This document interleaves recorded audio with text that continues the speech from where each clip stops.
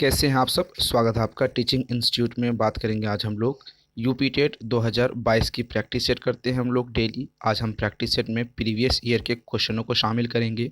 Most important आज हम 90 question को यहाँ पर शामिल करेंगे, जिसमें से आपको मिनिमम 75 को यहाँ पर कवर करने हैं। ये सभी क्वेश्चन आपके लिए प्रीवियस ईयर के क्वेश्चनों में से एक होंगे। आज जो हम प्रीवियस ईयर के क्वेश्चनों को डील करेंगे, फरवरी 2016, दिसंबर 2016 और अक्टूबर 2017, ये तीन जो सेशन में है एग्ज़ाम्स में आपके पूछे गए थे, उनके सीडीपी के 30 पर सेशन के 90 क्वेश्चन को हम यहाँ पर आज डिस्कस करेंगे। इसके भी 30, यहाँ पर दिसंबर 2016 के भी 30 और अक्टूबर 2017 के भी 30 क्वेश्चन को हम यहाँ पर टोटल 90 क्वेश्चनों को डिटेल में डिस्कस करेंगे, जो कि आपके आने वाले एग्ज़ाम्स के लिए बेहतर होंगे। आपको कंप्लीट नोट्स लेनी है तो इसका आपको 7634993536 नंबर पर आप व्हाट्सअप करके कंप्लीट नोट्स ले सकते हैं। तो चलिए आज हम पहला क्वेश्चन देखेंगे आज का हम लोग।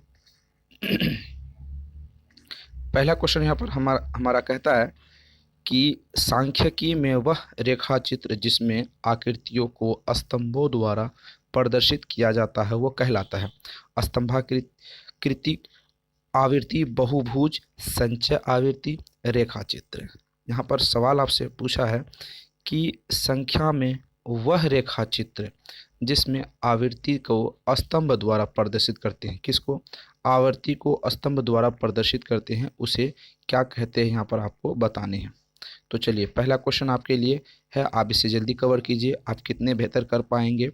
आपको मिनिमम 75 क्वेश्चन कवर करने हैं, क्योंकि आज हम 90 क्वेश्चनों को यहाँ पर डील करेंगे।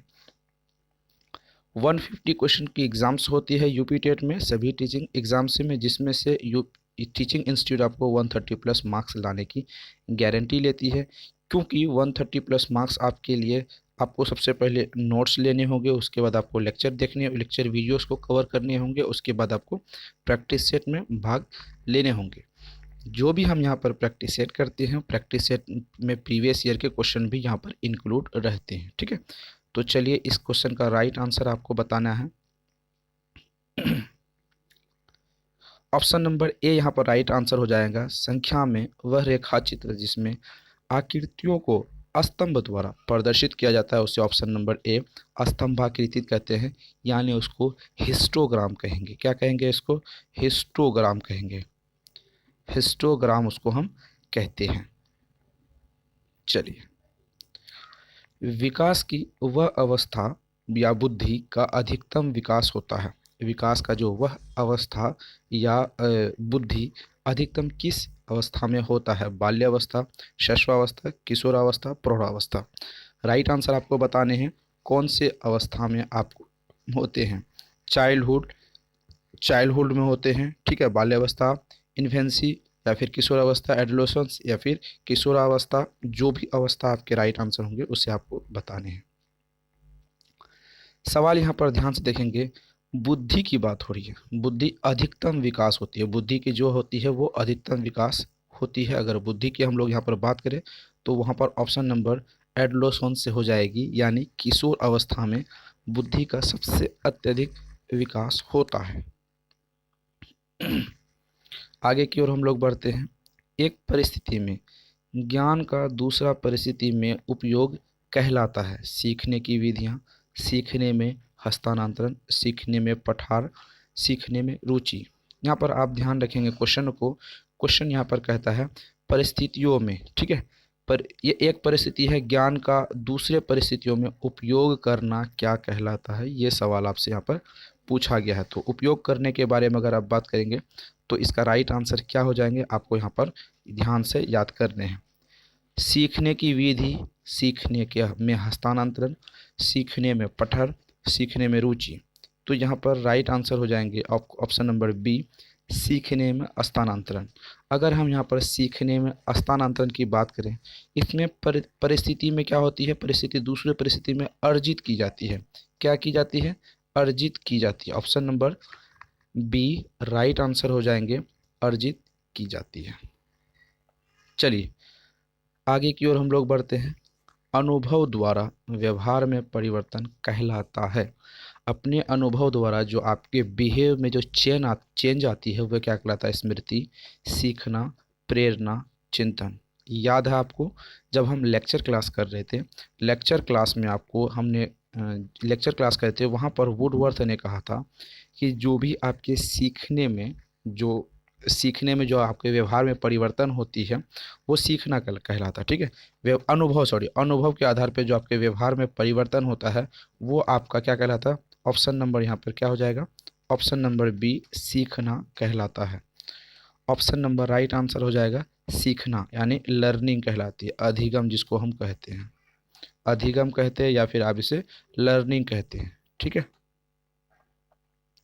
आप इसे लर्निंग कहते हैं, सीखना कहते हैं, अधिगम कहते हैं। जो भी चेंज होती है उसे हम व्यवहार में, अनुभव के द्वारा जो व्यवहार में चेंज होती है उसे हम क्या कहते हैं? सीखना। याद रखेंगे आप। किसने कहा था ये भी आप याद रखेंगे। ऐसे सवाल आते हैं आपको व्यवहार में, सीखने के द्वारा जो व्यवहार में परिवर्तन होते हैं वो क्या कहलाता है? सीखना। किसने कहा था? वुडवर्थ ने कहा था। याद रखेंगे, वुडवर्थ महोदय ने इसे कहा था। तो चलिए आगे की ओर हम लोग बढ़ते हैं। ध्यान को केंद्रित करने की आंतरिक दशा, जो भी आप किसी चीज़ में फोकस करते हैं, फोकस करने के इंटरनल जो डायरेक्शन होती है, इंटरनल दिशा, वो क्या होती है? अवधि, नवीनता, रुचि, आकार। जब आप किसी चीज़ पर फोकस करेंगे तो आपका जो इंटरनल दशा होगी वो क्या होगी, यहाँ पर आपसे पूछा है। सबसे पहले अगर यहाँ पर बात करें तो अवधि, इसके टाइम पीरियड की यहाँ पर बात की गई है। टाइम पीरियड में आपको इंटरनल दशा, जो आपका आंतरिक जो दिशा है, आंतरिक डायरेक्शन, उसमें आप किसी चीज़ों पर ध्यान नहीं डाल सकते। ऑप्शन ए गलत हो जाएगा। नवीनता मतलब छोटा, कम समय में, कम कम अवधि के लिए, ये भी गलत हो जाएंगे। किसी चीज़ों में अगर आपको ध्यान लगाना है तो आपको सबसे पहले रुचि होनी चाहिए। क्या होनी चाहिए? रुचि होगा तभी आप किसी चीज़ों में ध्यान लगा सकेंगे। मान लीजिए आपसे एक मैथ नहीं बन रहे हैं, आपसे एक मैथ नहीं बन रहे हैं, तो आपको क्या करना होगा? उसमें ध्यान लगाना होगा। ध्यान आप तभी लगा सकते हैं जब आपको मैथ, मान लीजिए मैथ को पढ़ने में इंटरेस्ट आ रहा हो। ठीक है, रुचि आ रहा हो, इंटरेस्ट आ रहा हो, तभी तो आप उसको पढ़ेंगे, वरना आप बिल्कुल भी उसे नहीं पढ़ेंगे। ठीक है, चलिए आगे की ओर हम लोग बढ़ते हैं। आगे यहाँ पर क्वेश्चन कहता है शिशु का अधिकांश व्यवहार आधारित होता है। शिशु का जो है सबसे अधिकांश व्यवहार आधारित किस पर होता है? मूल प्रवृत्ति पर, नैतिकता पर, वास्तविकता पर, ध्यान पर। शिशु का जो नैतिक अंश, शिशु का जो अधिकांश व्यवहार किस पर पड़ता है, ये सवाल आपसे पूछा है। चलिए इसका राइट आंसर बताइए।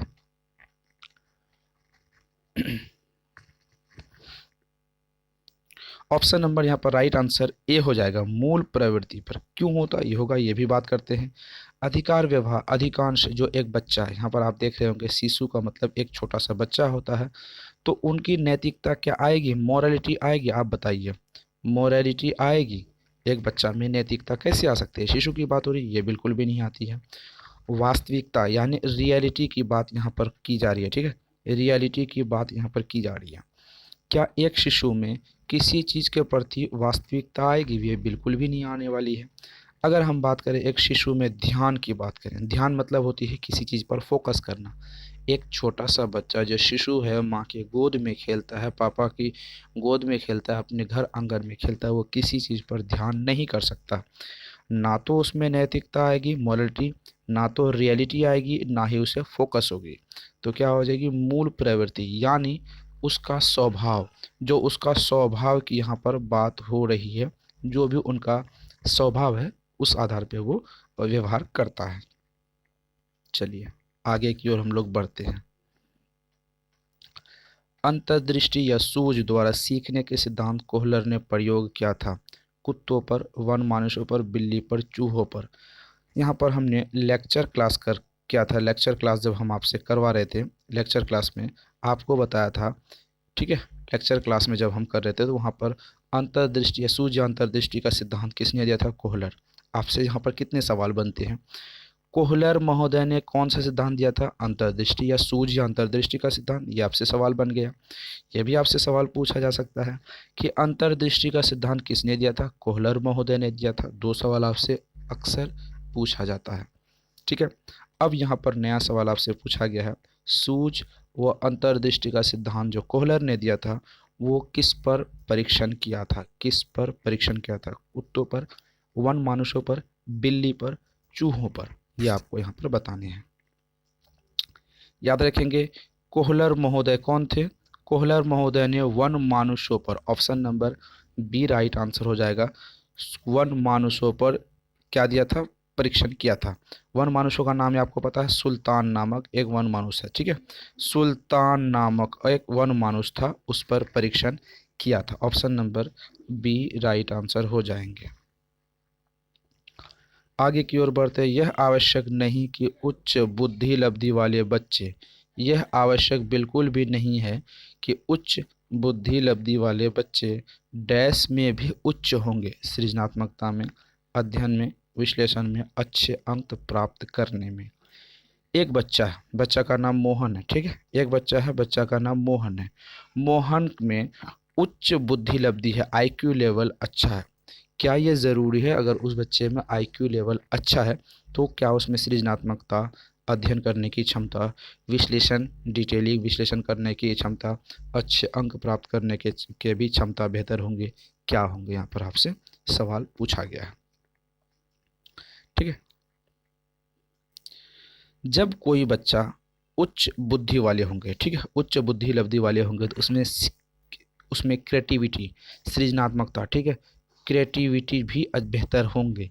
ताकि क्रिएटिविटी ऐसी चीज़ें हैं जिसमें क्रिएटिविटी मतलब होता है बच्चे के आंशिक व्यवहार, बच्चे की बेहतर वाली सोच, यानी बच्चे के ऐसे सोच जिस आधार पर बच्चे अपने आप को प्रूव कर पाते हैं, हाँ उनमें क्या है, बेहतर शिक्षा का, ठीक है, बेहतर शिक्षा ग्रहण वो कर सकते हैं। Option number A right answer हो जाएंगे। चलिए आगे की ओर हम लोग बढ़ते हैं। मनोविज्ञान का शिक्षा के क्षेत्र में सबसे बड़ा योगदान है, विषय केंद्रित, शिक्षक केंद्रित शिक्षा, क्रिया केंद्रित शिक्षा, बाल केंद्रित शिक्षा। 5 सेकंड में इसका राइट आंसर आपको बताने हैं। मान लीजिए मनोविज्ञान ने क्या कहा, हम तो आज तक जितने भी हम लगभग जितने सालों से मनोविज्ञान की जो पढ़ाई पढ़ रहे हैं, मनोविज्ञान की पढ़ाई हम सिर्फ इसीलिए तो पढ़ते हैं कि मनोविज्ञान ने शिक्षा के क्षेत्र में कौन सा केंद्रित एजुकेशन दिया है, यही तो पढ़ रहे हैं। क्या मतलब है उसे पढ़ने का, चाइल्ड सेंटर्ड, हमने चिल्ला चिल्ला कितनी बार बताया आपको, चाइल्ड सेंट्रेड एजुकेशन। ठीक है, कौन सा सेंट्रेड एजुकेशन, चाइल्ड सेंट्रेड एजुकेशन। बाल केंद्रित शिक्षा, बाल केंद्रित शिक्षा की ओर फोकस करना है। मनोविज्ञान ने कहा शिक्षा केंद्रित बिल्कुल नहीं, पहले था शिक्षक केंद्रित जो अब वो गलत हो चुकी है, अब नहीं। क्रिया केंद्रित बिल्कुल नहीं, तो क्या हो जाएगा राइट आंसर, शिक्षक केंद्रित, ऑप्शन नंबर सॉरी बाल केंद्रित, चाइल्ड सेंटर्ड एजुकेशन, यानी option number D right answer हो जाने हैं। चलिए आगे की ओर हम लोग बढ़ते हैं।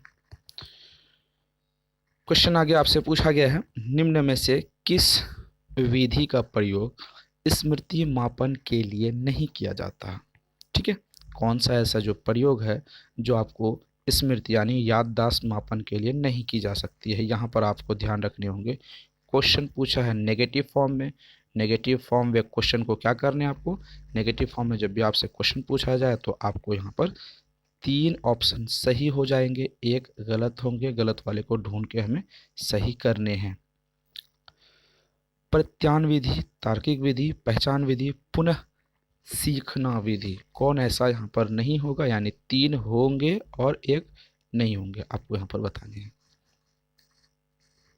चलिए, स्मृति का मतलब होता है यहाँ पर, स्मृति का मतलब होता है, ठीक है, ध्यान, ठीक है, याददाश्त, याददाश्त जो आपको याद रहती है, इस चीज़ों के बारे में यहाँ पर बात की गई है।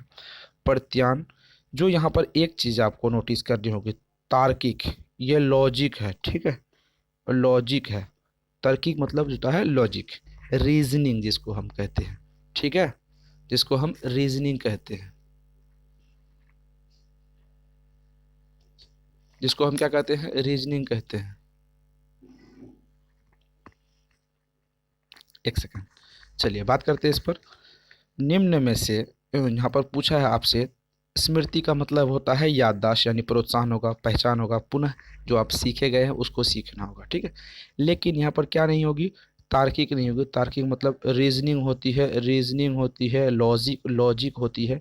तो ये आपके ना तो याददाश्त से संबंधित है, ना ही किसी मेमोरी से संबंधित है, ये आपके लॉजिक से संबंधित है। ये नहीं होगा, जो नहीं होगा उसे हम सही कर देते हैं। चलिए आगे की ओर हम लोग बढ़ते हैं। प्रारंभिक अंतर्बोध परीक्षण TAT, ठीक है, का विकास डैश के द्वारा किया गया था। साइमन हेल्टजमैन मरे बैगलक, किसके द्वारा? TAT जो परीक्षण हुआ था वो किसके द्वारा किया गया था?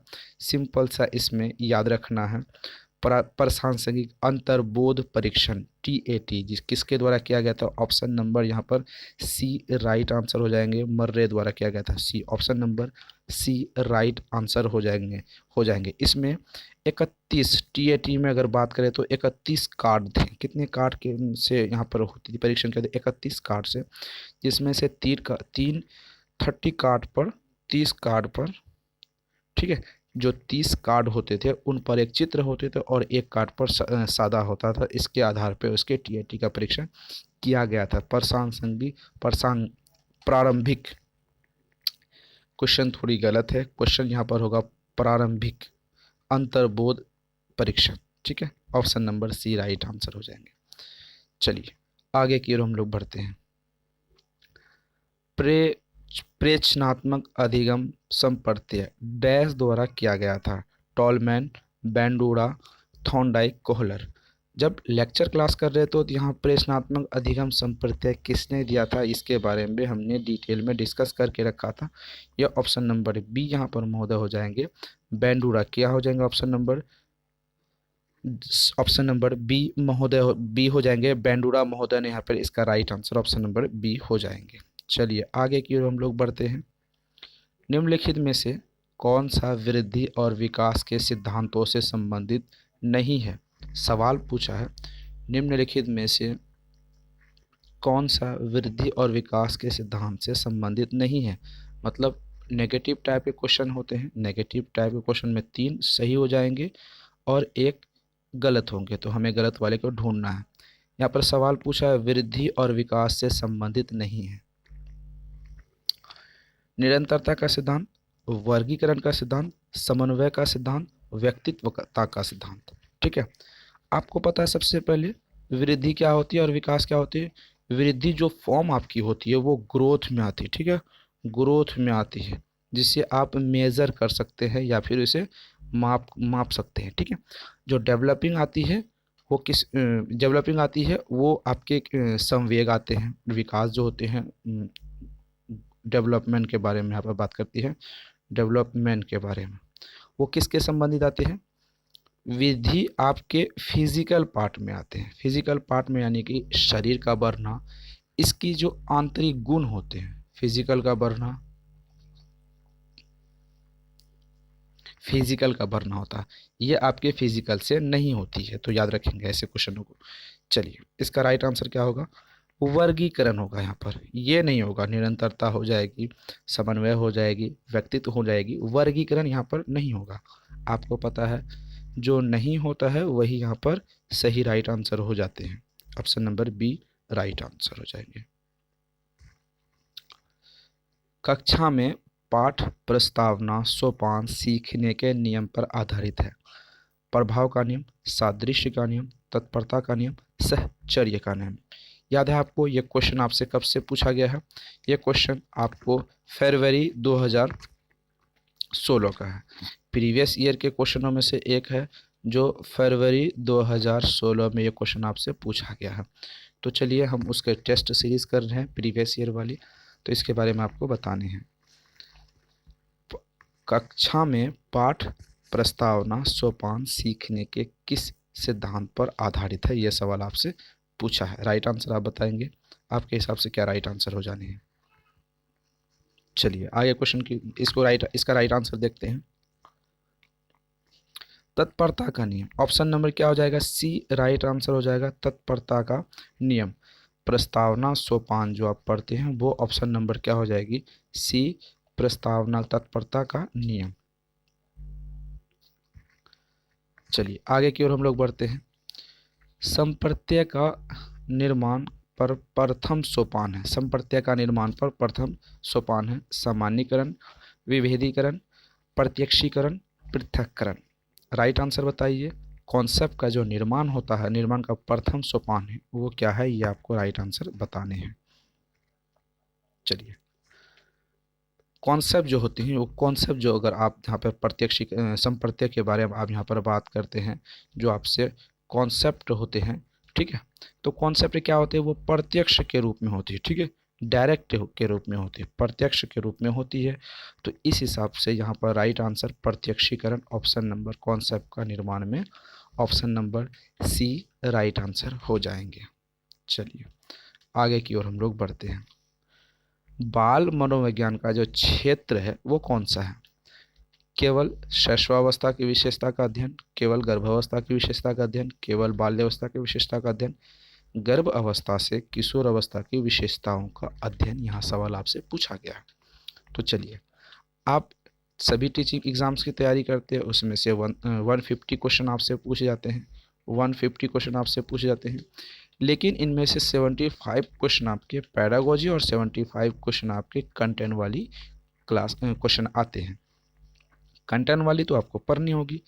जहाँ तक बात है पैडागोजी वाली बात, आपको पॉजिटिव टैगवर्ड एंड नेगेटिव टैगवर्ड, ये दो माध्यम से आप 75 में से 70 नंबर, 75 में से आप 70 नंबर को यहाँ पर कवर कर सकते हैं। पॉजिटिव टैग वर्ड में 25 हमने कीज़ को 25 की को यहाँ पर लिया है, यहाँ पर फिर नेगेटिव में 25, यानी क्या करना है क्या नहीं करना, इस संबंध में अगर आप इसे पढ़ लेंगे तो आपको आसानी से 75 नंबर जो पैडागोजी आते हैं उसमें आप 70 नंबर कवर कर पाएंगे। 100% इसकी गारंटी टीचिंग इंस्टीट्यूट यहाँ पर इसलिए लेती है ताकि वहाँ पर बेहतर तरीके से आप इसे समझाया गया है। इसकी वीडियो अगर आप देखना चाहते हो तो इस वीडियो के डिस्क्रिप्शन बॉक्स में आपको लिंक भी मिल जाएगी।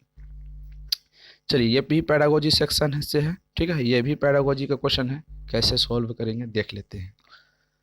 यहाँ पर सवाल पूछा है केवल, जो कि आप एक नेगेटिव टैग वर्ड है। सवाल यहाँ पर ऑप्शन देखेंगे, ये भी नेगेटिव टैग वर्ड है, केवल ये भी एक नेगेटिव टैग वर्ड है। केवल जो शब्द होते हैं वो सीमित होते हैं, आपको जो ऑप्शंस चूज़ करने होंगे वो सीमित वाले बिल्कुल भी नहीं चूज़ करने होंगे, यानी कि ऐसे क्वेश्चनों को नहीं चूज़ करना होगा जो बच्चे को संकीर्ण छोटा बनाती है। क्या हो बनाती है, बच्चे को छोटा बनाती है, याद रखेंगे।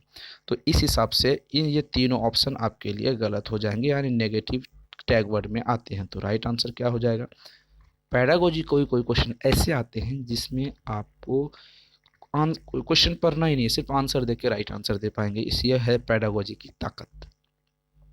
चलिए option number D right answer. Sorry. चलिए आगे की ओर हम बढ़ते हैं। अधिगम में डैश के प्रभाव का नियम दिया गया है। पावलोव डैश ने प्रभाव का नियम दिया था, किसने दिया था, पावलोव, स्किनर, वाटसन, थॉर्नडाइक। अधिगम की बात हो रही है, यानी लर्निंग की बात हो रही है, ठीक है, लर्निंग की बात हो रही है, यानी सीखने की बात हो रही है। सीखने में किसने प्रभाव का नियम दिया है, ज़्यादा कुछ सोचना आपको, ज़्यादा कुछ सोचना आपको बिल्कुल भी नहीं, जिन्होंने नोट्स लिया उसे सोचने की बिल्कुल भी ज़रूरत नहीं है। थॉर्नडाइक महोदय ने प्रभाव का नियम दिया, ठीक है, थॉर्नडाइक महोदय ने कौन सा नियम दिया था, प्रभाव का नियम दिया था। चलिए आगे की ओर बढ़ते हैं हम लोग। अवधान के आंतरिक अथवा व्यक्तिनिष्ठ निर्धारक हैं। रुचि, लक्ष्य, अभिवृद्धि, उद्दीपक, वस्तु, प्रवृत्ति, प्रकाश, ध्वनि, गंध, पुरस्कार, दंड, प्रोत्साहन। अवधान के आंतरिक अथवा व्यक्तिनिष्ठ निर्धारक कौन से हैं, यह सवाल आपसे पूछा है। चलिए राइट आंसर बताइए, आपके हिसाब से राइट आंसर क्या हो जाएंगे।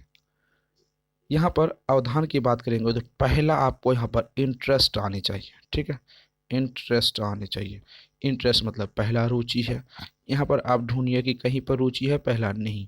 जो पहले रुचि नहीं होगा वो गलत हो जाएंगे, यानी ऑप्शन नंबर ए आपके राइट आंसर हो जाएंगे। जहाँ पर भी आपके अवधान वाले क्वेश्चन पूछे जाएंगे वहाँ सबसे पहले रुचि की बात आती है।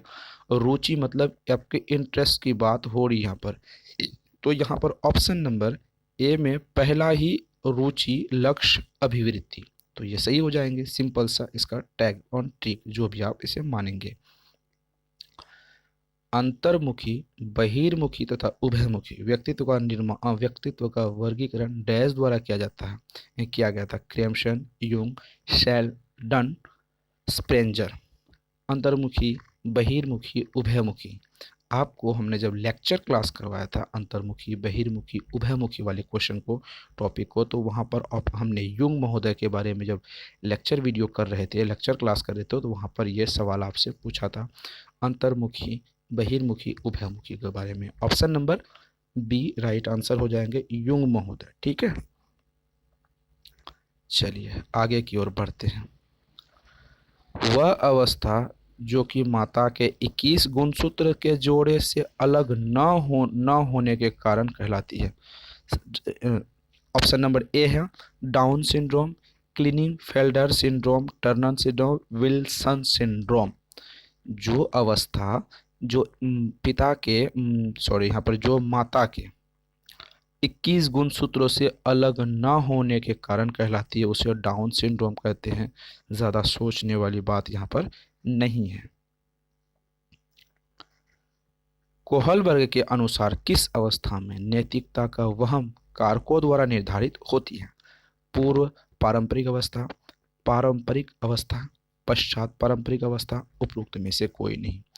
याद है अवस्थाओं वाली जो क्लास थी हमारी, लेक्चर वीडियो, यानी स्टेजेस की यहाँ पर बात की गई थी। ठीक है, स्टेजेस की बात यहाँ पर की गई थी। स्टेजेस में हमने कोहलबर्ग का जो स्टेजेस लिया था उनमें ये चीज़ें डिटेल में डिस्कस की गई थी। तो याद रखेंगे, आपको राइट आंसर बताएंगे क्या होगा। लॉरेंस कोहलबर्ग के अनुसार, यहाँ पर आप क्वेश्चन देख रहे होंगे, लॉरेंस कोहलबर्ग के अनुसार नैतिक विकास का सिद्धांत बच्चे में वहम पूर्व पारंपरिक अवस्था में होती है। कौन सी अवस्था में? पूर्व पारंपरिक अवस्था में होती है। चलिए आगे की ओर बढ़ते हैं। निम्नलिखित में से कौन सा सही क्रम है? अंडाणु, शुक्राणु, ब्लास्टोरिस्ट, युग्मनज। ब्लास्टोरिस्ट, अंडाणु, शुक्राणु, युग्मनज। ब्लास्टोरिस्ट, युग्मनज, अंडाणु, शुक्राणु, अंडाणु, शुक्राणु, युग्मनज, ब्लास्टोरिस्ट। क्या जो टर्म है, क्या लाइन है, क्या ऑर्डर सही है? यहाँ पर ऑर्डर्स पूछा है, कौन से ऑर्डर सही है, ये सवाल आपसे पूछा है। चलिए राइट आंसर क्या हो जाएंगे? सबसे पहले जो आती है आपके अंडाणु आएंगे। ठीक है, सबसे पहले क्या हो जाएगा? अंडाणु, उसके बाद शुक्राणु, उसके बाद युग्मनज, उसके बाद ब्लास्टोरिस्ट। याद रखेंगे, आपको ये बात ध्यान में रखनी होगी। यहाँ पर सबसे पहले अंडाणु, शुक्राणु, युग्मनज, ब्लास्टोरिस्ट आते हैं। ठीक है, option number D right answer हो जाएंगे। चलिए सॉरी, आगे की ओर बढ़ते हैं। उदाहरण, निरीक्षण, विश्लेषण, वर्गीकरण, नियमनीकरण निम्नलिखित में से किस विधि के सोपान हैं? निगमन विधि, आगमन विधि, अंतर्दर्शन विधि, बहिर्दर्शन विधि। तो राइट आंसर बताइए। सबसे पहले हम यहाँ पर लाइफ लाइन के चूज करते हैं, option number C and D को काट देते हैं। यहाँ पर right answer option number B and A and B आएगी। या तो आगमन विधि होगी इंडक्टिव मेथड, या फिर निगमन विधि डिडक्टिव मेथड। यहाँ पर आपको पूछा है उदाहरण के बारे में। सबसे पहला चीज़ आपसे यहाँ पर पूछ लिया गया, कौन क्या चीज़ पूछ लिया गया? उदाहरण के बारे में, निरीक्षण के बारे में, विश्लेषण, वर्गीकरण, सब एक ही चीज़ें हैं। तो क्या राइट आंसर हो जाएंगे यहाँ पर? ठीक है, उदाहरण की बात अगर हमने यहाँ पर की है तो सबसे पहले आगमन विधि में क्या दी जाती है? सबसे पहले बच्चों को उदाहरण तो दी जाती है। जब आपके लेक्चर क्लास में ये चीज़ें डिटेल में डिस्कस की गई है तो यहाँ पर ज़्यादा आपको सोचने की ज़रूरत नहीं है। जिस बच्चों ने नोट्स पढ़ा है तो ईजी वे में ऐसे क्वेश्चनों को आप ईजी वे में कंप्लीट कर लेंगे, कोई बिना शक और बिना टाइम गंवाए एग्ज़ाम्स में। चलिए, तो हम ऐसे क्वेश्चनों को ध्यान कम देंगे और आगे की तरफ हम लोग बढ़ेंगे। तो चलिए राइट आंसर अगला क्वेश्चन देखेंगे। सिगमंड फ्राइड के अनुसार हमारे मूल्य का आंतरीकरण डैश में होता है। हमारे मूल्य का जो आंतरिकरण किस में होता है? इदम अहम प्राहम परिस्थितियों में। सिगमंड फ्रायड ने इदम अहम प्राहम। अगर आपको यहाँ पर पूछे सवाल, इसमें दो तीन सवाल बनेंगे, क्या क्या बनेंगे चलिए बात कर लेते हैं। इदम अहम प्राहम किसने दिया था? सिगमंड फ्रायड ने, ठीक है, सिगमंड फ्रायड ने दिया था, याद रखेंगे यह बात आपको, क्योंकि ऐसे क्वेश्चन भी बनते हैं। इदम अहम प्राहम किसके द्वारा दिया गया सिद्धांत है? तो सिगमंड फ्रायड द्वारा। ये क्वेश्चन आपके बन गए।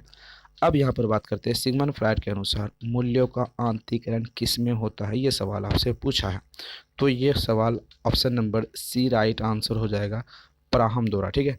आंतरीकरण जो होता है वो प्राहम द्वारा होती है, ठीक है, आंतरीकरण जो होता है वो प्राहम द्वारा होता है। आगे की ओर हम लोग बढ़ते हैं। डैश छात्रों में रुचि उत्पन्न करने की कला है?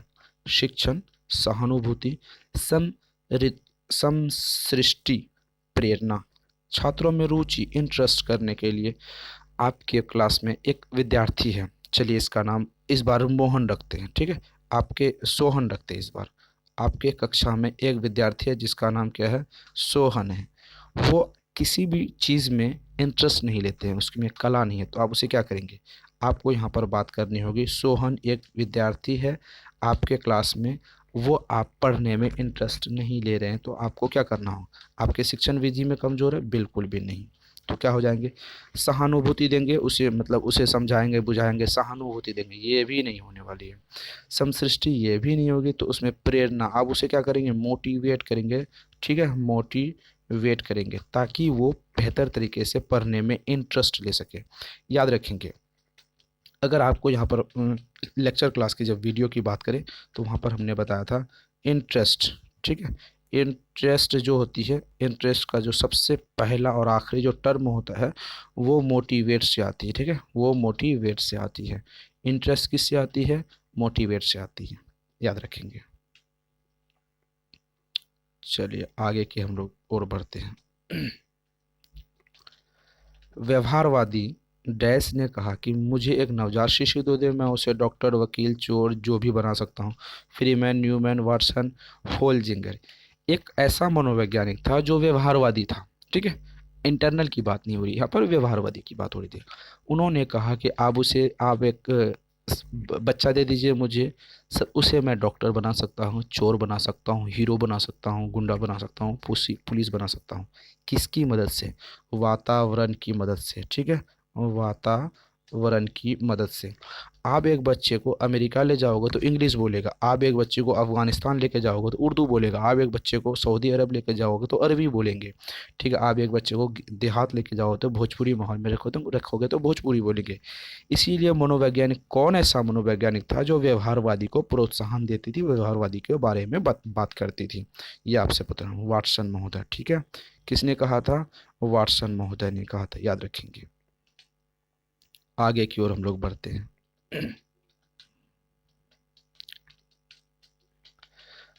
ध्यान आकर्षित होने से डैश की प्रमुख भूमिका होती है?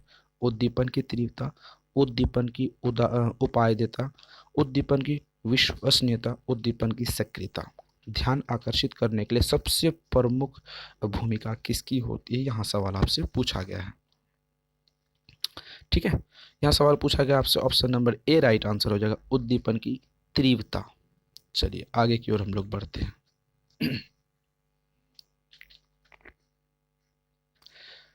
वह मापी जिसमें अंतराल मापी के समस्त गुण के साथ परम शून्य भी हो कहलाती है? नापित मापी, क्रम सूचक मापी, अंतराल मापी, अनुपात मापी। आपसे सवाल पूछा गया, आपको राइट आंसर बताने हैं,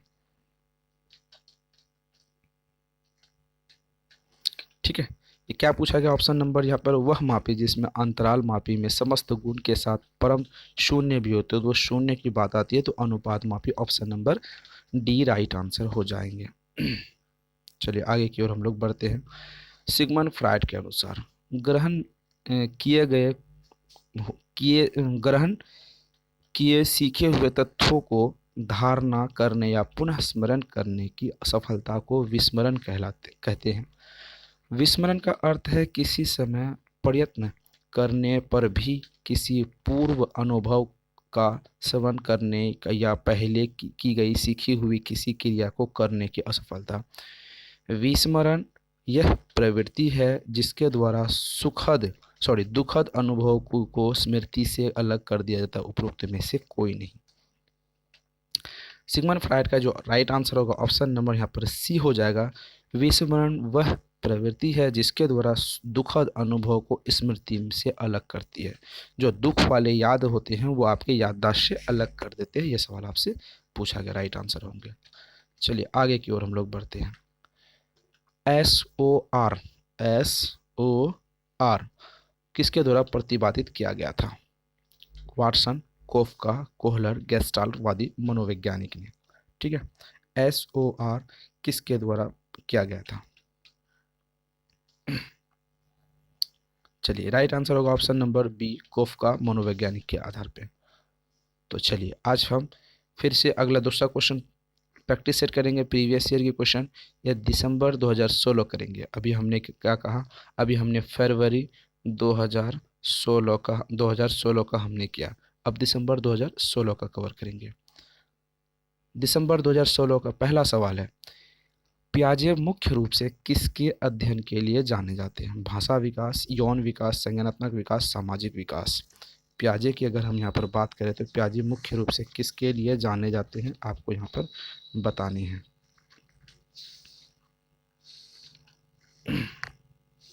चलिए आपके पास सामने ऑप्शन है, राइट आंसर आपको बताने हैं किसके द्वारा जाने जाते हैं। पियाजे की अगर हम बात करें तो कॉग्निशन डेवलपमेंट यानी संज्ञानात्मक विकास के लिए जाने जाते हैं। सिंपल क्वेश्चन है, आप ज़्यादा इसमें समय लगाते हैं। यह 5 सेकंड का राइट आंसर है। ठीक है, इसकी अलग अलग अवस्थाएं पियाजे ने दी थी जो हमने आपको अच्छी तरीके से डिटेल में लेक्चर क्लास में पढ़ा है, या फिर आप नहीं पढ़े तो शॉर्ट में पढ़ने के लिए नोट्स भी ले सकते हैं।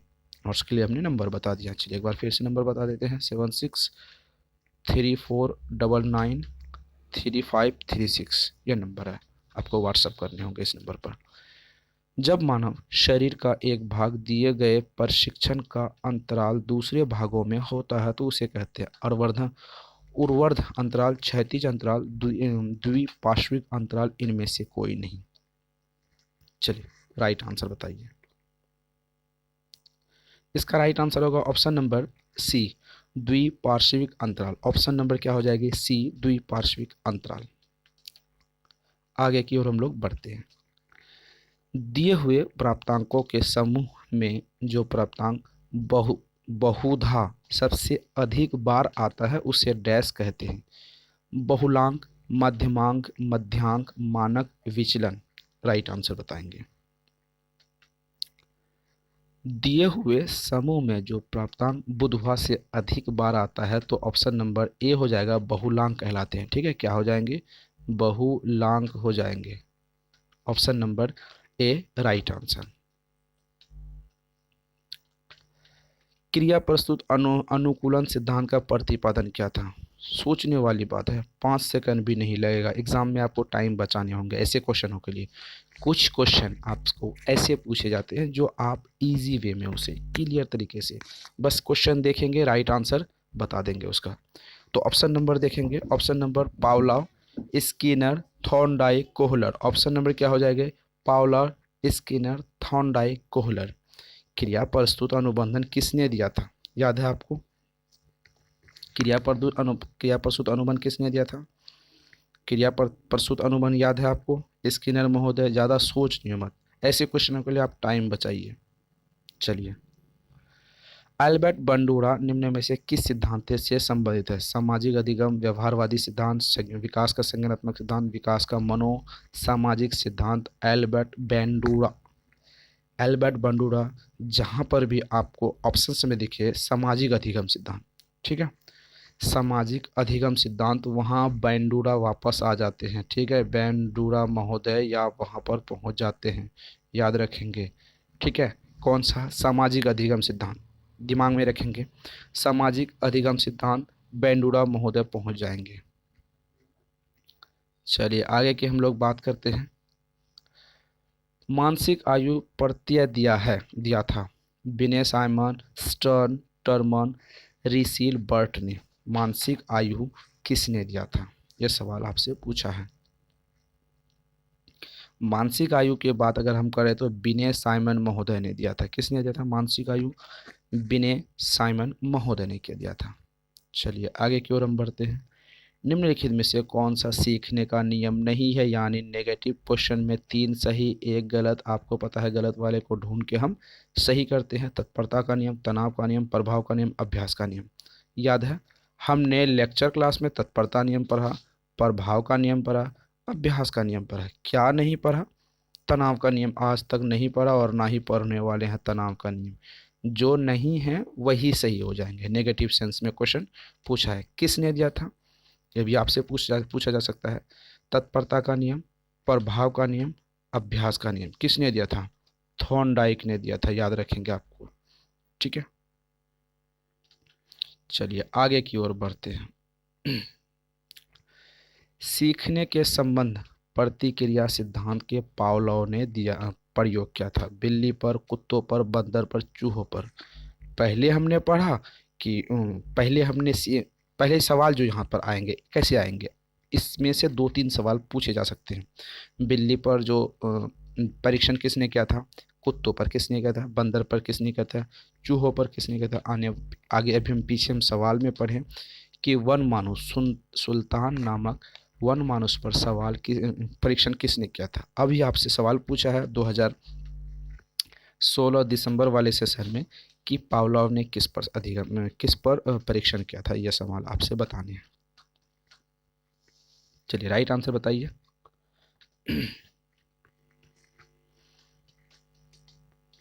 चलिए राइट आंसर आपको बताएं, क्या राइट आंसर होने हैं?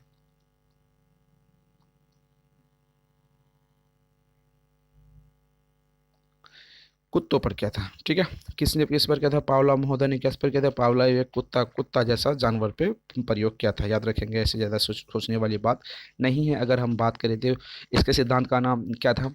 अनुकूलित अनुक्रिया। कब किया था सिद्धांत? 1904 में क्या था? कुत्तों पर प्रयोग किया था। पावलोव महोदय ने कुत्तों पर प्रयोग किया था। ठीक है, और अनुकूलित अनुक्रिया का सिद्धांत था 1904 में। यह सिद्धांत दिया था। आपसे सवाल ये भी पूछा जा सकता है, कुत्तों पर परीक्षण पावलोव महोदय ने किया था, वो कब किया था? 1904 में। कुत्तों पर परीक्षण पावलोव महोदय ने किया था, उस परीक्षण का नाम क्या था? अनुकूलित अनुक्रिया। ये सवाल आपसे पूछे जा सकते हैं। सवाल आपसे ऐसे बनेंगे, अनुकूलित अनुक्रिया का सिद्धांत किसने दिया था? पावलोव महोदय ने दिया था। कुत्तों पर जो परीक्षण किया था उस परीक्षण को किस नाम से जानते हैं? तो अनुकूलित अनुक्रिया सिद्धांत के नाम से जानते हैं। इतने सवाल एक ही टॉपिक पर आपके बन सकते हैं। चलिए आगे की ओर हम लोग बढ़ते हैं। सूझ द्वारा सीखने के प्रतिपादन करता है थॉर्नडाइक, कोहलर, पावलोव, वुडवर्थ। बड़ा सिंपल सवाल, एकदम इजी सवाल आपसे पूछा जा रहा है। ठीक है, सूझ द्वारा सीखने के सिद्धांत। ठीक है, कोहलर एक गेस्टाल्टवादी थे। ठीक है, याद रखेंगे, हमने पढ़ा था लेक्चर क्लास में। कोहलर क्या थे? एक गेस्टाल्टवादी महोदय थे। उन्होंने सूझ द्वारा सीखने के सिद्धांत को दिया था। ऑप्शन नंबर यहाँ पर B right answer easy way में हो जाता है। जैसे क्वेश्चन आप पढ़ेंगे इजी से इसका राइट आंसर आप दे पाएंगे। सूझ द्वारा सीखने का जो प्रतिपादन किया था कोहलर महोदय ने किया था। ठीक है, किसने किया था? कोहलर महोदय ने किया था। और कुछ पूछना है। अब यहाँ पर सवाल आ गया, इससे सवाल क्या बन सकते हैं? सूझ व अंतर्दृष्टि का सिद्धांत जो कोहलर महोदय ने किया था वो किस पर क्या था? ये सवाल आपसे पूछा जा सकता है, किस पर क्या था? चिंपैंजी, भूखे चिंपैंजी की बात यहाँ पर की जा रही है। कौन से चिंपैंजी? भूखे चिंपैंजी की बात यहाँ पर की जा रही है। भूखे चिंपैंजी पर आपसे सवाल पूछेगा चिंपैंजी पर परीक्षण किसने किया था? तो आपका राइट आंसर होगा कोहलर महोदय। आपसे सवाल पूछेगा सूझ अंतर्दृष्टि द्वारा सिद्धांत किसने दिया था? कोहलर महोदय ने दिया था। सूझ अंतर्दृष्टि सिद्धांत कोहलर महोदय ने दिया था। तो वो कौन सा सिद्धांत था? सूझ का अंतर्दृष्टि चिंपैंजी पर जो परीक्षण कोहलर महोदय ने किया था तो वो कौन सा सिद्धांत था? सूझ व अंतर्दृष्टि का सिद्धांत था। यह सवाल आपसे पूछा जा सकता है। सवाल वहाँ आपसे बनेंगे सवाल आपसे वहाँ पर बनेंगे तो कोहलर महोदय थे वो कौन से मनोवैज्ञानिक थे? वो गेस्टाल्टवादी मनोवैज्ञानिक थे। याद रखेंगे आप उसे। इतने सवाल एक क्वेश्चन में आपसे पूछे जा सकते हैं। चलिए आगे की ओर हम लोग बढ़ते हैं। कार्य को आरंभ करने, जारी रखने और नियमित रखने की प्रक्रिया प्रेरणा, संवेदना, सीखना, प्रत्यक्षीकरण क्या कहलाती है, आपको यहाँ पर बताने हैं। जो आप कार्य करते हैं, कोई भी एक वर्क है, ठीक है, कोई एक वर्क है, आप उसे कर रहे हैं।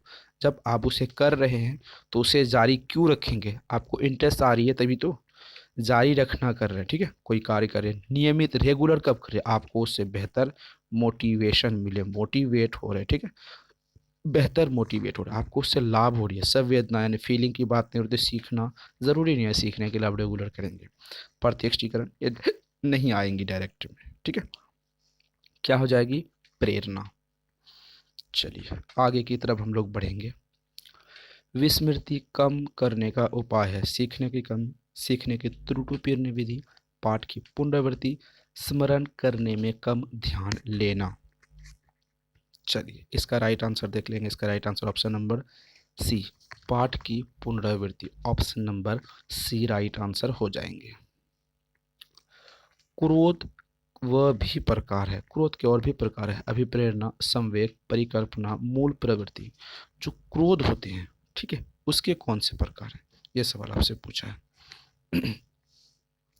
देखिए अगर हम बात करें संवेग की बात करें, इमोशन की बात करें, ठीक है, इमोशन की बात करें, इमोशन मतलब संवेग। अगर हम यहाँ पर संवेग की बात करते हैं, जो आपके जो हृदय में होती है, एक तरीके से मानसिक क्रिया भी होती है संवेग। आपके मन में किसी के प्रति मानसिक क्रिया, मन में किसी के प्रति क्रोध होती है, ठीक है, याद रखें, क्रोध, भय, दुख, प्यार, स्नेह, विश्वास, ये सभी चीज़ें किस में आती है, संवेग में आती है, मोटिवेशन इमोशन में आती है, याद रखेंगे आप। इजी क्वेश्चन है, इजी पर टफ क्वेश्चन आते हैं, याद रखेंगे। दूसरे व्यक्ति के वहम व्यवहार की नकल है, सीखना, अनुकरण, कल्पना, चिंतन। वहम की बात यहाँ पर हो रही है, आपको यहाँ पर याद रखने होंगे।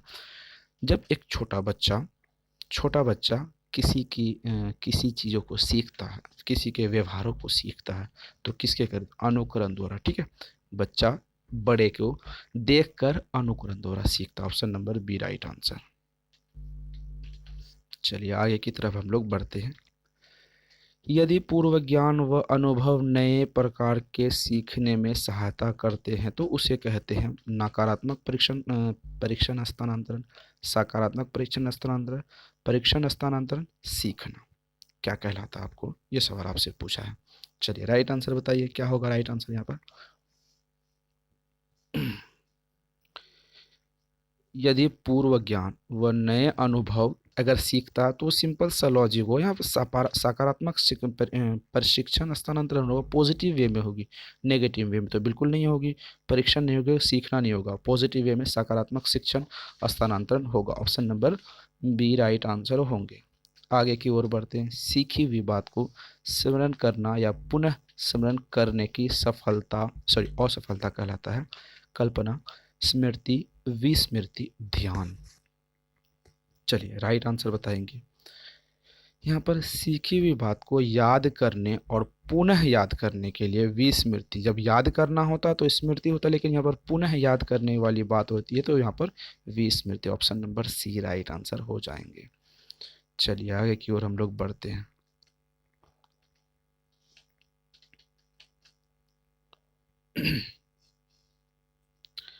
टर्मन के अनुसार 90 से 100 बुद्धि लब्धि वाले बालक होते हैं। मंद बुद्धि, सामान्य बुद्धि, श्रेष्ठ बुद्धि, क्षीण बुद्धि।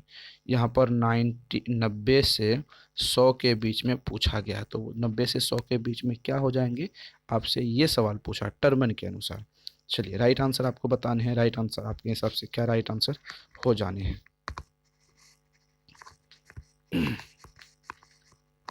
टर्मन ने बुद्धि लब्धि को कितने भागों, कितने को 100 में से 100 को कितने कौन से रूपों में माना है, यह सवाल आपसे पूछा है।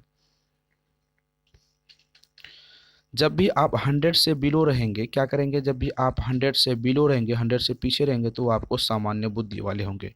100 से अगर ऊपर होंगे तो सामान्य से फिर ऊपर हो जाएंगे, option number B right answer हो जाएंगे। होल का सिद्धांत निम्न में से किसकी व्याख्या है। बुद्धि की प्रकृति, अधिगम के प्रेरणा की भूमिका, मूल्यों का विकास, किशोरों का मनोविज्ञान, होल का सिद्धांत निम्न में से किसकी व्याख्या करती है। यह सवाल आपसे पूछा है। ऑप्शन नंबर यहाँ पर ए देखते हैं। ऑप्शन नंबर ए क्या पूछा है, बुद्धि की प्रकृति, अधिगम के अभिप्रेरणा की भूमिका, मूल्यों का विकास, किशोरों का मनोवैज्ञानिक। राइट आंसर क्या हो जाएगा, यहाँ पर होल के बारे में बात हो रही है। ठीक है, ऑप्शन नंबर क्या हो जाएगा, होल के बारे में। Option number C right answer हो जाएंगे, किशोरों का मनोविज्ञान। Option number D right answer हो जाएंगे। मानव व्यक्तित्व में मनोलैंगिक विकास को निम्न में से किसने महत्व दिया। कम्युनियस, हॉल, होलिंगवर्ड, फ्रायड। किसने दिया, तो सिगमंड फ्रायड यहाँ पर दिया था। मनोलैंगिक यहाँ पर बात आ रही है सर, तो मनोलैंगिक की जब बात आए तो वहाँ पर सिगमंड फ्रायड, ये बात याद रखेंगे। ठीक है, इसके लंबे टॉपिक है, लेक्चर क्लास में डिटेल में डिस्कस की हुई है, आप इसे आराम से जाके देख सकते हैं। चलिए मनोविज्ञान की प्रथम प्रयोगशाला किसने स्थापित की थी। डब्ल्यू वुंट ने, सिगमंड फ्रायड ने, पावलोव ने, वाटसन ने।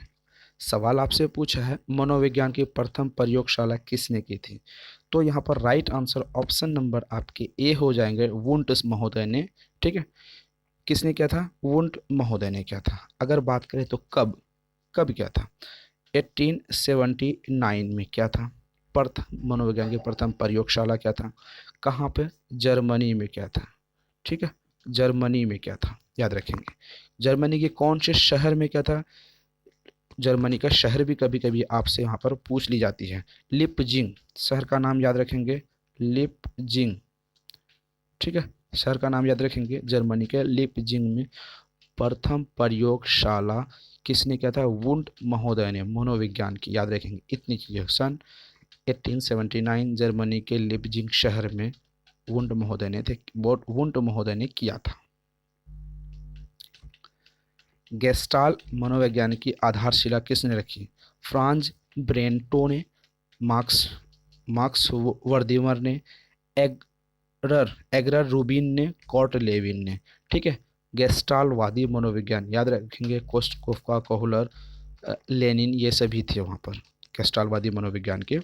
तो आधारशिला में यहाँ पर याद रखेंगे किस आधारशिला किसने रखी थी, ये सवाल आपसे पूछा है कि आधारशिला किसने, वर्दिमर ने रखी थी। ठीक है, इसका नाम है गेस्टाल्टवादी मनोवैज्ञानिक ने रखी थी, जिसको वर्दिमर नाम से हम लोग जानते हैं, मैक्स वर्दिमर जिसको हम जानते हैं। अगर सवाल आता है कब रखे थे, 1912 ईस्वी में रखी गई थी आधारशिला, जर्मनी के मैक्स वर्दिमर ने। याद रखेंगे कहाँ के थे वर्दिमर महोदय, वो जर्मनी के थे। ठीक है, कहाँ के थे, जर्मनी के थे वो महोदय, जिसका अन्य बहुत सारे मनोवैज्ञानिक उसमें थे, जैसे कोफ्का, कोहलर, कॉर्ट लेविन, ये सब महोदय उनमें शामिल थे। आगे हम लोग चलते हैं। संगणन सिद्धांत निम्न में से किससे संबंधित है, अधिगम, अभिप्रेरणा, स्मृति, सृजनात्मकता। संगणन सिद्धांत की यहाँ पर बात की गई है, तो यहाँ पर संगणन की अगर बात की जाए तो राइट आंसर ऑप्शन नंबर स्मृति आ जाएगी, यानी कि मेमोरी आ जाएगी। ठीक है, मेमोरी यहाँ पर आ जाएगी। संगणन सिद्धांत मेमोरी का एक सिद्धांत है, ये सवाल आपके लिए इम्पोर्टेंट है। चलिए आगे की तरफ हम लोग बढ़ते हैं। क्षेत्र सिद्धांत निम्न में से किस वर्ग का योगदान है, व्यवहारवादी का, संचारवादी का, मनोविश्लेषणकों का, गेस्टाल्ट वादियों का। क्षेत्र सिद्धांत की बात करेंगे, क्षेत्र सिद्धांत किसका है, यहाँ पर याद रखेंगे व्यवहारवादी नहीं होगा, संरचनावादी नहीं होगा, मनोविश्लेषकों का नहीं होगा, गेस्टाल्टवादी का बात होगी। जहाँ पर आपको गेस्टाल्टवादी दिखे, वहाँ पर क्षेत्र भ्रमण दिखे तो या क्षेत्र सिद्धांत दिखे तो वो ऑप्शन 100% आपके सही हो जाते हैं, याद रखेंगे। आगे की ओर हम लोग बढ़ते हैं। भाटिया बैटरी जो भारत के थे, ठीक है, जो भारत के थे, याद रखेंगे भाटिया बैटरी परीक्षण वो भारत के थे।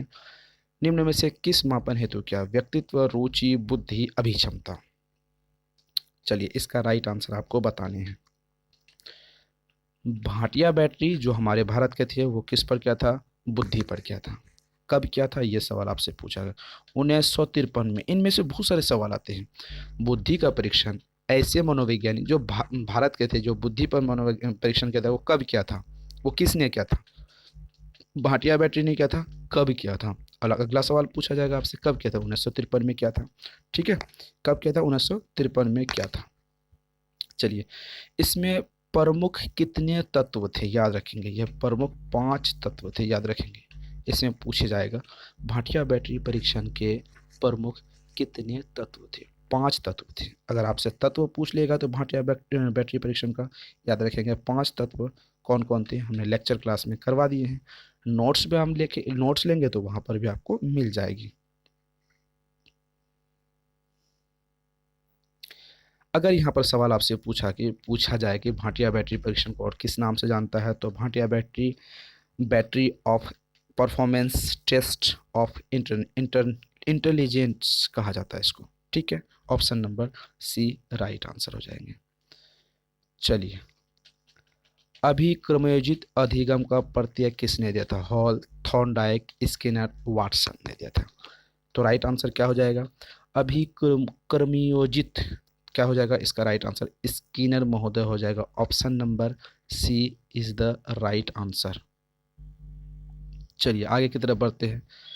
व्यवहारवादी क्षमताओं में यह सापेक्ष स्थानीय परिवर्तन जो कि परलब्धित अभ्यास का परिणाम होता है, उसे कहते हैं अधिगम, अभिप्रेरणा, अभिवृत्ति, अभिक्षमता। क्या कहते हैं उसे? राइट आंसर आपको बताने हैं। देखिए, व्यवहारवादी अभिक्षमता, जब तक आप में अधिगम नहीं होगी, लर्निंग नहीं होगी, जब तक आप में लर्निंग नहीं होगी, ठीक है, सीखने की बात यहाँ पर नहीं होगी, तो सीखने की बात नहीं होगी तो वहाँ पर व्यवहारवादी का तो आपको व्यवहारवादी होगी तो ये चीज़ें वहाँ पर अधिगम पहले पहुँच जाएगी। ठीक है, याद रखेंगे।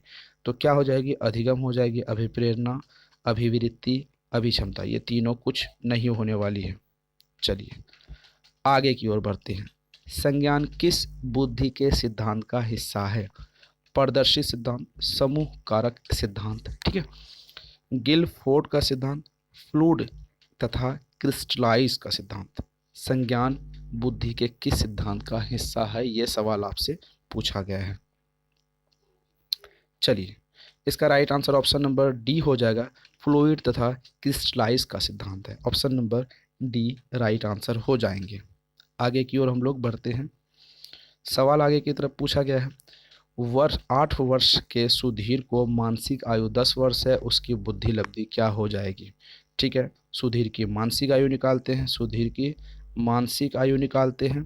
ठीक है, उसके बाद फिर बट्टे हम करते हैं, वास्तविक आयु करते हैं, तो मानसिक आयु गुना 100 हम कर देते हैं। तो याद रखेंगे, ये आपको फॉर्मूला हमने लेक्चर क्लास में बताया था, नोट्स में भी बता के रखे, दोनों आप देख सकते हैं। तो बुद्धि लब्धि कितनी होगी? 80, 100, 110, 125, सॉरी हाँ 125 आ जाएगी। तो सुधीर की 8 वर्ष की सुधीर की मानसिक आयु कितनी है? 10 वर्ष है। उसके बाद उसकी जो बुद्धि लब्धि कितनी है? सुधीर की बुद्धि लब्धि कितनी है? 8 वर्ष है। गुना 100 को अगर आप यहाँ पे काटेंगे छाटेंगे जो करना है, तो आपके right answer option number D 125 यहाँ पर आ जाएंगे। Option number D right answer हो जाएंगे। चलिए आगे की तरफ हम लोग बढ़ते हैं। संवेग का कौन सा सिद्धांत इस विचार को मानता है कि संवेगात्मक अनुभव संवेगात्मक व्यवहार पर आधारित है? जेम्स लैंगिक सिद्धांत, हाइपोथेमिक सिद्धांत, सक्रिय सिद्धांत, अभिक्रमिक सिद्धांत। क्या राइट आंसर होंगे आपको यहाँ पर बताने हैं? जल्दी राइट आंसर बताइए इसका। चलिए राइट आंसर क्या हो जाएंगे बताना आपको। जेम्स लैंगिक सिद्धांत संवेग का कौन सा सिद्धांत इस विचार को मानता है कि संवेगात्मक अनुभव व्यवहार पर आधारित होता है? Option number A right answer हो जाएंगे। चलिए आगे की तरफ हम लोग बढ़ते हैं। किसी इच्छा या आवश्यकता में रुकावट पड़ने पर उसमें उत्पन्न होने वाला संवेगात्मक तनाव डैश कहलाता है? द्विधा, कुंठा, चिंता, तनाव। क्या राइट आंसर हो जाएगा आपको ऑप्शन नंबर बतानी है। किसी इच्छा या आवश्यकता में रुकावट पड़ने पर उससे उत्पन्न होने वाला संवेगात्मक तनाव क्या कहलाती है? वो चिंता कहलाती है। क्या हो जाएगी? Option number C right answer उसका चिंता हो जाएगी। ठीक है, आगे की तरफ हम लोग बढ़ते हैं। कोहलबर्ग का सिद्धांत सिद्धांत निम्न में से किस विकास से संबंधित है? भाषा का विकास, सामाजिक विकास, नैतिक विकास, शारीरिक विकास। कोहलबर्ग का जो सिद्धांत है निम्न में से किस सिद्धांत पर आधारित है, यह सवाल आपसे यहाँ पर पूछा गया है। तो याद रखेंगे, जब हम आपसे कोहलबर्ग वाली लेक्चर क्लास कर रहे थे तो वहाँ पर कोहलबर्ग के बारे में डिटेल में बताया गया था। तो आपको फिर देखनी होगी तो इस वीडियो के डिस्क्रिप्शन बॉक्स में आपको लिंक मिल जाएगी, वहाँ पर जाएंगे आप, प्लेलिस्ट पर ही है चैनल पे, वहाँ पर जाके आप देख सकते हैं। तो चलिए इसका राइट आंसर बताना है आपको। कोहलबर्ग का जो, जहाँ पर मोरालिटी की बात आ जाए, किसकी बात आ रही है? मोरालिटी की बात आ जाए, ठीक है, मोरालिटी यानी नैतिकता की बात आ जाए तो कोहलबर्ग वहाँ पर सदा पहुँच जाएंगे। याद रखेंगे, नैतिकता की बात आ जाए तो कोहलबर्ग वहाँ पर हमेशा डायरेक्ट रूप में क्या हो जाएंगे? पहुँच जाएंगे। ठीक है, कोहलबर्ग की बात आए तो नैतिकता की बात आती है, नैतिकता में मोरालिटी की वहाँ पर बात आ जाएगी। तो आज हमने क्वेश्चन को कवर किया। आप क्या करेंगे फिर? अगले क्लास में हम लोग मिलते हैं बेहतर टेस्ट के साथ। आज के लिए बस इतना ही। टीचिंग इंस्टीट्यूट को सब्सक्राइब कीजिए, वीडियो को लाइक एंड शेयर जरूर कीजिएगा। फिर मिलते हैं अगले वीडियो में, तब तक के लिए थैंक यू।